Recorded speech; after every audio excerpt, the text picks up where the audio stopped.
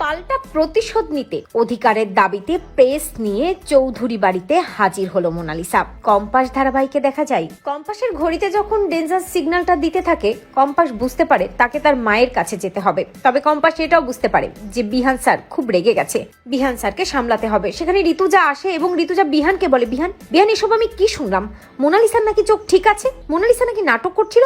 বিহান ঋতুকে বলে, হ্যাঁ মা, মোনালিসা নাটক করছিল, আর কম্পাস যদি না থাকতো তাহলে মোনার এই নাটক আমরা কোনোদিন ধরতে পারতাম না। কম্পাসের কাছে প্রতি মুহূর্তে আমরা ঋণী হয়ে যাচ্ছি মা, ঋণী হয়ে যাচ্ছি। ও আমার পরিবারের কথাই ভাবছে, আমাদের কথা ভাবছে, মান সম্মানের কথা ভাবছে, কিন্তু ওই মোনা একবারও আমার মান সম্মানের কথা, আমার পরিবারের হেনস্থার কথা ভাবলো না। মোনা কিনা এই মুক্তি, সেনাপতি এদের সাথে হাত মিলিয়ে মোনাই নাটকটা করে গেল। ছি, আমি ভাবতেও পারছি না মোনালিসা এত জঘন্য টাইপের মেয়ে। ঋতুজা বিহানকে বলে, বিহান আমি জানতাম একদিন তোমার হুঁশ ফিরবে, তুমি মোনাকে চিনতে পারবে, কোনটা পিতল আর কোনটা সোনা সেটা তুমি চিনতে পারবে। এই বলে ঋতুজা কম্পাসের দিকে তাকাই।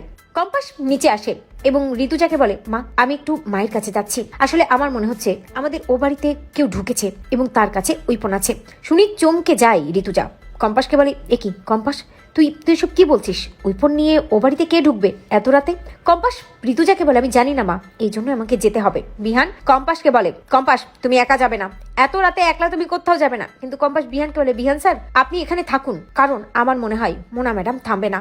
মোনা ম্যাডামকে আমি যতটুকু চিনি আর ওই অভিজ্ঞান দত্তকে আমি যতটুকু চিনি, এরা কেউ থেমে থাকবে না। অভিজ্ঞান দত্ত তার নাতনির এই হেনস্থার জন্য অন্য চাল দেবেই, কিন্তু কি চাল দেবে সেটা আমি বুঝে উঠতে পারছি না। অন্যদিকে দেখা যায় মোনালিসা কাঁদতে কাঁদতে বাড়ি চলে যায়। শ্রেষ্ঠা বুঝতে পারে মোনালিসা ধোলাই খেয়ে ফিরে এসেছে। অভিজ্ঞান দত্তকে জড়িয়ে ধরে মোনা কাঁদে আর বলে, দাদু ও বাড়িতে সবাই আমার সাথে এটা করেছে, বিহান আমার সাথে এরকম করেছে। এই বলে মোনালিসা সব ঘটনা অভিজ্ঞান দত্তকে খুলে বলে। অভিজ্ঞান দত্ত প্রচন্ড খেপে যায়, বিহানের উপর খেপে যায়, কম্পাসের উপর।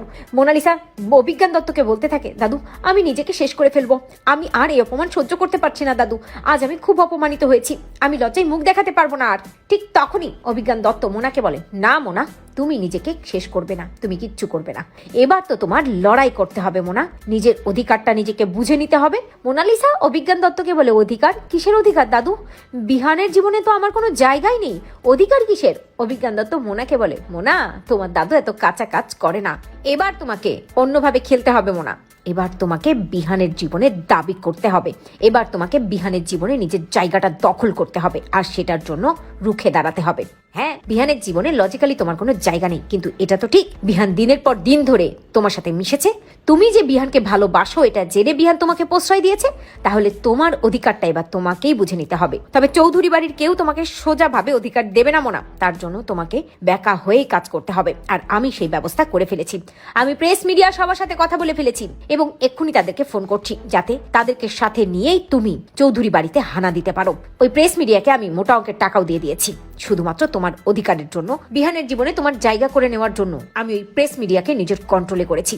মোনা খুব খুশি হয়ে যায়। মোনা অভিজ্ঞান দত্তকে বলে, কিন্তু দাদু আমি ও বাড়িতে গেলে ওরা তো আমাকে তাড়িয়ে দেবে। অভিজ্ঞান দত্ত মোনাকে বলে, না মোনা না, কেউ তোমাকে তাড়িয়ে দেবে না, তুমি শুধু বিহানের নামে অভিযোগ করবে এবং অধিকার চেয়ে বলবে যে বিহান দিনের পর দিন ধরে তোমাকে ইউজ করেছে, তোমার সাথে ভালোবাসার নাটক করেছে, তুমি মন প্রাণ দিয়ে বিহানকে ভালোবেসেছো, এটা জেনো বিহান কিন্তু তোমার সাথে খেলেছে, তুমি এটাই বলবে, আর এরপর তোমার স্বীকৃতি চাই, আর নয়তো বিহান চৌধুরীকে জেলে যেতে হবে, তুমি এই দাবি করবে। মোনালিসা খুব খুশি হয়ে যায়, ভাবতে থাকে, কম্পাস এবার দেখবো তুই তোর বরকে কি করে আটকে রাখিস, হয় তোর বরকে তুই আমার হাতে ছেড়ে দিবি, আর নয়তো তোর বর জেলে যাবে, দেখি তুই কি করিস।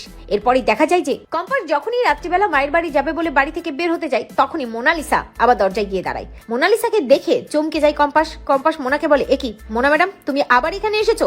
মোনা কম্পাসকে বলে, হ্যাঁ এসেছি। বিহান চিৎকার করে বলে, কেন এসেছো? বেরিয়ে যাও এখান থেকে, এ বাড়িতে তোমার কোনো জায়গা নেই। মোনালিসা বিহানকে বলে, বিহান এই বাড়িতে আমার জায়গা আছে কিনা জানি না, কিন্তু তোমার জীবনে যে আমার জায়গা চাই, আমাকে তো অধিকার তোমাকে দিতেই হবে। আজ মোনালিসা তার প্রাপ্যটুকু বুঝে নিতে এসেছে। এই বলেই প্রেসকে ভেতরে ডাকে মোনালিসা, আর প্রেস বিহানকে বলে, বিহান চৌধুরী আপনার কাছে আমরা প্রশ্ন করতে চাই, আপনি কেন দিনের পর দিন ধরে মোনালিসাকে ব্যবহার করেছেন?